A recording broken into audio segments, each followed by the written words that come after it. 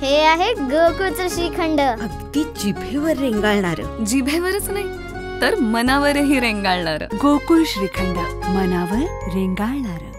कधी होणार आहे आणि त्या संदर्भात राज्य सरकारकडनं काय उपाययोजना केली जाऊ शकते? कारण कोल्हापूर मधील सांगली आणि कोल्हापूर या दोन्ही जिल्ह्यांना त्याचा फटका बसू शकतो. लोकांना मोठ्या आपल्याकडे पाहत आहेत.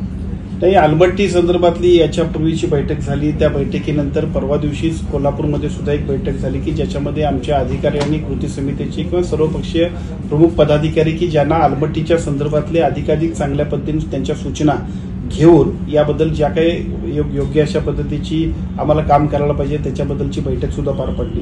राधाकृष्ण विखे पाटील साहेबांच्या नेतृत्वाखाली याच्यामध्ये सेंट्रल गव्हर्नमेंटकडे सुद्धा अजून आम्ही पाठपुरावा करतोय. एका बाजूला सुप्रीम कोर्टात, दुसऱ्या बाजूला राज्य शासनाच्या वतीनं ज्या ठिकाणी आपल्याला ऑब्जेक्शन्स घ्यायला पाहिजेत ते आपण घेतोय. कोणत्याही परिस्थितीमध्ये महापुराचा फटका कोल्हापूर आणि सांगलीतल्या दोन्ही जिल्ह्यातल्या त्या सगळ्या गावांना होऊ नये यासाठी सगळ्या उपाययोजना राज्य शासनाच्या वतीनं आपण अतिशय तत्परतेने करतोय.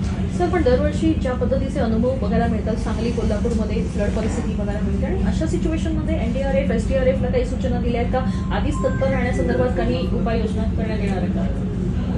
एनडीआरएफला आणि एसडीआरएफला नेहमीच सूचना दिल्या जातात. आता सुद्धा राज्य आपत्तीची आपली बैठक होती, ती बैठक पार पडणंच मी इथं आलेलो आहे. त्यामुळे इथं ह्या सगळ्या सूचना अतिशय तत्परतेने देऊन आता पाऊस सुरू होतोय म्हटल्यानंतर सातत्याने याबाबत ज्या काय सूचना द्यायला पाहिजे त्या सूचना राज्य शासनाच्या वतीनं केंद्र शासनाच्या निर्देशाप्रमाणे सुरू आहेत. या बैठकीमध्ये जसं आपण म्हणालात बैठक आता झालेली आहे, या बैठकीमध्ये काही विशेष पॉकेट्स आहेत किंवा ज्या ठिकाणी दरवर्षी मोठ्या प्रमाणात पाणी भरलं जातं आणि नुकसान मोठ्या प्रमाणात होतं, अशा ठिकाणी विशेष लक्ष देण्यासंदर्भात काय नेमकी चर्चा झाली किंवा कुठले असे मुद्दे? आजच्या बैठकीमध्ये खूप चांगल्या पद्धतीच्या चर्चा झाल्या. विशेषतः त्या संपूर्ण अशा पद्धतीचा प्रकार उद्भवल्यानंतर म्हणजे पूर आल्यानंतर, महापूर आल्यानंतर ज्या पद्धतीची धावपळ आणि गोंधळ उडतो त्या सगळ्यासाठी एका बाजूला एनडीआरएफ असेल, एसडीआरएफ असेल, स्टेट गव्हर्नमेंटच्या इतर सगळ्या एजन्सीज असतील, प्रत्येकानं कशा पद्धतीने काम करावं. पूरग्रस्त एकूण भागामध्ये आपल्याला आवश्यक असणाऱ्या साधन सूचिता, विशेषतः तिथं आरोग्य विभागाचे टेंट्स असतील, अगदी इमर्जन्सीमध्ये त्या लोकांना जे काही आपण उपलब्ध करायला पाहिजे ते सगळे औषध पुरवठा असेल,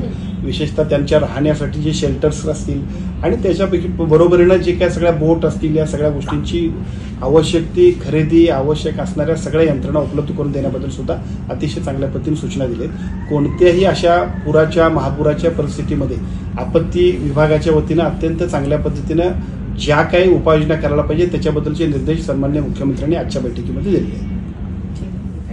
ताज्या घडामोडींसाठी आरके न्यूजच्या YouTube चॅनेलला सबस्क्राईब करा आणि बेल आयकॉनला क्लिक करायला विसरू नका.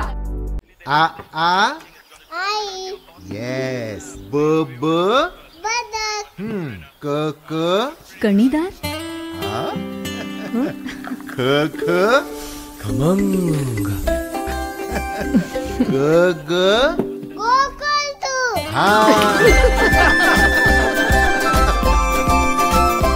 अगदी घरच्यासारखं कणीदार खमंग म्हणजेच गोकुळ तूप.